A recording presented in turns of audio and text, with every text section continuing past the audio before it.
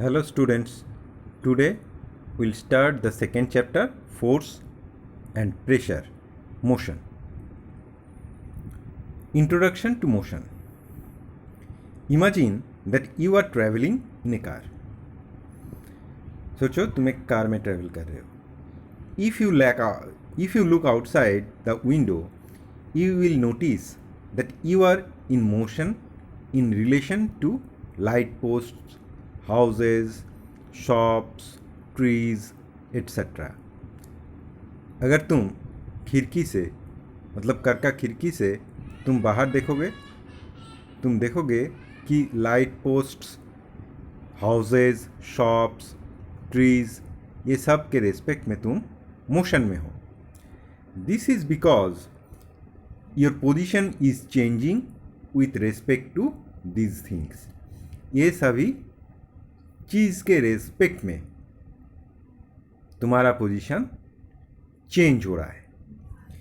A body is said to be in motion when its position changes with respect to its surroundings. जब एक object अपने surrounding के हिसाब से अपने सराउंडिंग के रेस्पेक्ट में अपना पोजीशन चेंज करता है, उस ऑब्जेक्ट मोशन में ये बोला जाता है.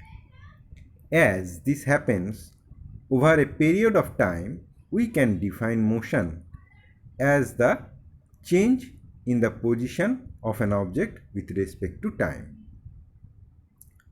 जब ऐसा होता है तो हम बोल सकते हैं टाइम के रेस्पेक्ट में अगर किसी ऑब्जेक्ट अपना पोजीशन चेंज कर रहा है तो ऑब्जेक्ट मोशन में है. On the other hand, inside the same car you will notice that your position is not changing with respect to the driver or co-passengers. अगर तुम देखोगे, तुम कार के अंदर बैठे हो चुपचाप, तुम्हारा पोजीशन चेंज नहीं हो रहा है, तुम्हारा पोजीशन ड्राइवर के रिस्पेक्ट में या तो अपने को पैसेंजर के रिस्पेक्ट में चेंज नहीं हो रहा है. Thus, you are at rest in relation to a certain set of objects like the driver and co-passengers and moving in relation to another set of objects like the trees and light posts.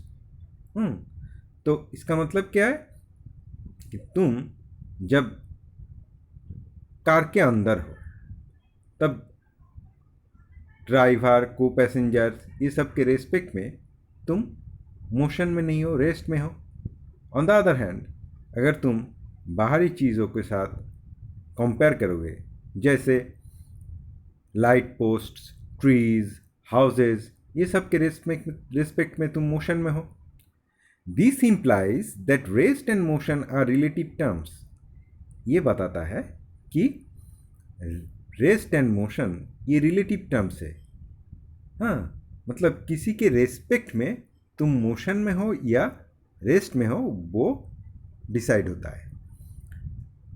Recall that we have already discussed in class 6 that motion is caused by an unbalanced force acting on an object at rest. Already हम लोग class 6 में पढ़ चुके हैं कि किसी object में motion तब पैदा होता है जब उसके ऊपर कोई अनबैलेंस्ड फोर्स काम करता है. An unbalanced force means that the resultant force, unbalanced force मतलब resultant force, the net force acting on an object is not zero. जब बहुत सारे फोर्स अगर एक ऑब्जेक्ट के ऊपर अप्लाई हो रहा है तो उस सभी फोर्स का रिजल्टेंट फोर्स अगर ज़ीरो नहीं है तो उस फोर्स को अनबैलेंस्ड फोर्स कहा जाता है. Type of motion. We can classify motion in following categories. हम लोग मोशन को नीचे दिए गए कैटेगरीज में क्या कर सकते हैं, क्लासीफाई कर सकते हैं. Translatory motion. If an object as a whole moves in such a way that every point on the object moves through the same distance in the given time, then the object is said to have translatory motion. अगर किसी object के अंदर जितने सारे points है वो सभी एक ही टाइम इंटरवल में एक ही डिस्टेंस कवर कर रहा है, तब हम बोल सकते हैं वो ऑब्जेक्ट ट्रांसलेटरी मोशन में है. In translatory motion an object is permanently displaced from its original position. Translatory motion में क्या होता है, किसी ऑब्जेक्ट परमानेंटली अपने पोजीशन से डिस्प्लेस्ड होता है. Now let us go to the next page. Translatory motion is of two types. Translatory motion दो टाइप का होता है, rectilinear and curvilinear. If an object in translatory motion moves along a straight line, then it is said to have rectilinear motion. अगर एक object जो कि translatory motion में है वो अगर स्ट्रेट पाथ लेके चलता है तो उसका मोशन को हम रेक्टिलिनियर मोशन कहेंगे. If an object in translatory motion moves along a curved line, then it is said to have a curvilinear motion. अगर ट्रांसलेटरी मोशन में किसी ऑब्जेक्ट एक कर्व लाइन में चल रहा है तो हम उस ऑब्जेक्ट का मोशन को कर्विलिनियर मोशन कहेंगे. For example, a train moving on a straight track has rectilinear motion. When this train takes a turn it has curvilinear motion. आया समझ में? Now circular motion. If an object moves in a complete circle, it is said to be in circular motion. अगर एक object एक complete circle में move कर रहा है तो उसका मोशन को सर्कुलर मोशन कहेंगे. For example, a dog running around a circular fountain is a circular motion. अगर एक डॉग एक सर्कुलर फाउंटेन के चारों तरफ दौड़ रहा है तो उसका मोशन को हम क्या कहेंगे? Circular motion. देखो यहाँ पर पिक्चर में दिया हुआ है. इसके बाद आ रहा है rotatory motion. The motion of an object is said to be rotatory if the motion of all particles of the object is along a circular path with respect to an imaginary line called the axis of rotation. तो क्या बोल रहा है? Rotatory motion किसको कहा जा रहा है? The motion of an object is said to be rotatory.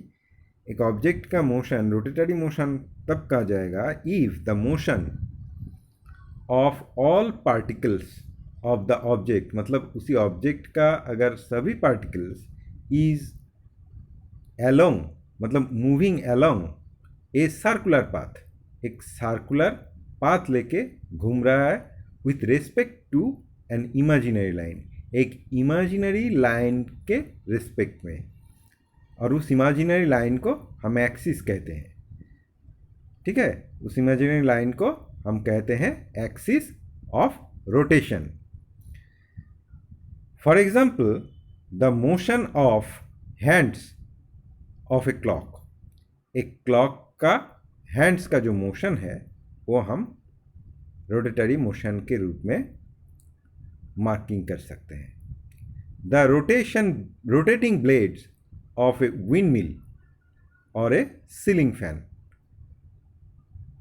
Windmill का रोटेटिंग ब्लेड्स या सीलिंग फैन का जो रोटेटिंग ब्लेड्स, ये रोटेटरी मोशन का एग्जाम्पल है.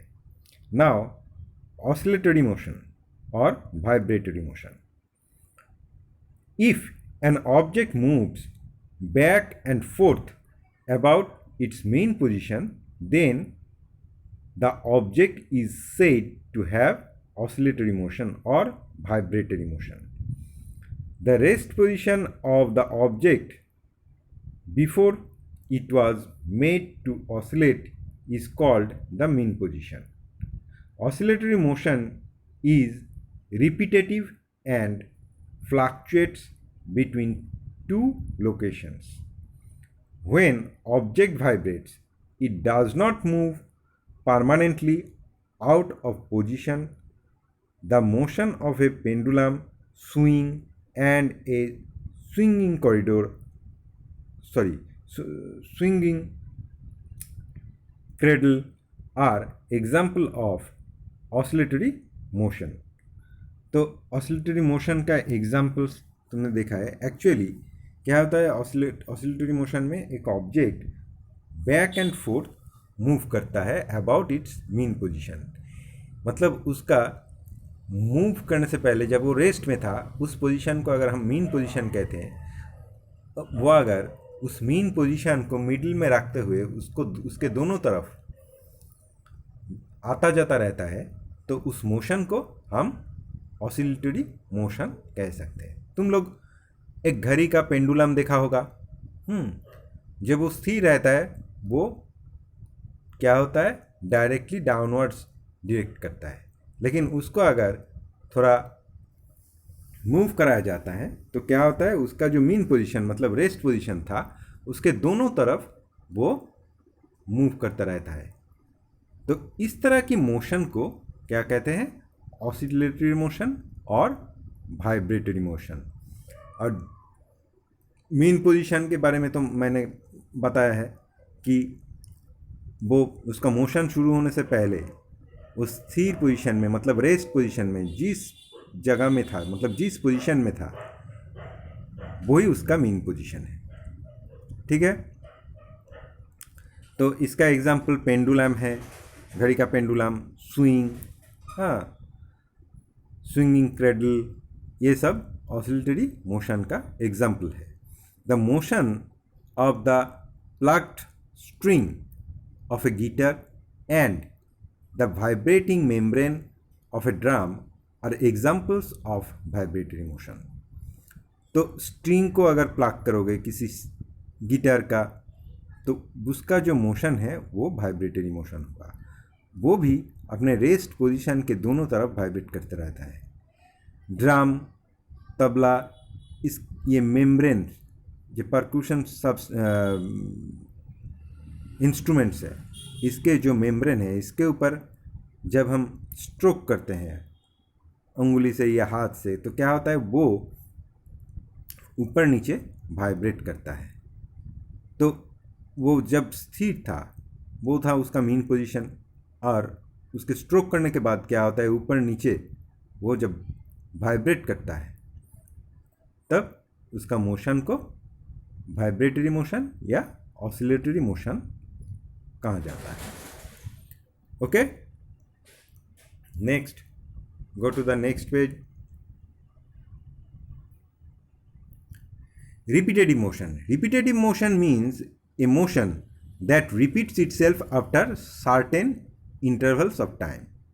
Repetitive motion उसको ही कहा जाता है अगर ऑब्जेक्ट अपना जो मोशन है वो रिपीट करते रहे. It is of two types, periodic and non periodic. Periodic motion किसको कहते हैं? If an object repeats its motion at regular intervals of time, then the object is said to have periodic motion. For example, revolution of the earth, oscillation of pendulum and rotation of the earth about its axis, ये सब periodic motion. Non periodic motion क्या है? If an object does not repeat it's motion at regular intervals of time, that the object is said to have then the object is said to have non-periodic motion. If an object does not repeat its motion at regular interval of time, अगर किसी object अपना motion को regular interval of time में repeat नहीं कर रहा है, तो then the object is said to have non periodic motion. उस टाइम हम बोल सकते हैं वो ऑब्जेक्ट नॉन पीरियडिक मोशन में है। For example leaves falling from a tree और running of batsman between wickets, ये सब नॉन पीरियडिक मोशन है क्योंकि ये सब रेगुलर इंटरवल में नहीं होता है। इसके बाद आ रहा है random motions. When an object moves in a way that it does not follow any fixed pattern we say that the object is in random motion. जब किसी ऑब्जेक्ट ऐसे मूव करता है, उसका मूवमेंट का कोई पैटर्न नहीं है, जब चाहे जिस डायरेक्शन में चाहे वो मूव कर रहा है, ऐसे मोशन को रैंडम मोशन कहते हैं। जैसे जब देखा होगा बीज जब उड़ता है, हाँ, तो क्या वो कोई फिक्स्ड मतलब पैटर्न में, वो कोई फिक्स्ड पैटर्न में उड़ता है? वो जब जिधर चाहे मन जाता है उस तरफ उड़ता है। ऐसे मोशन को रैंडम मोशन कहा जा सकता है। When an object is in random motion we can not predict where it will be in at some time in the future. जब किसी ऑब्जेक्ट रैंडम मोशन में होता है तब हम ये बोल नहीं सकते कि ऑब्जेक्ट कुछ देर बाद किस तरफ जाएगा और उसका मोशन कैसा होगा। For example the movement of a football during a game और द मोशन ऑफ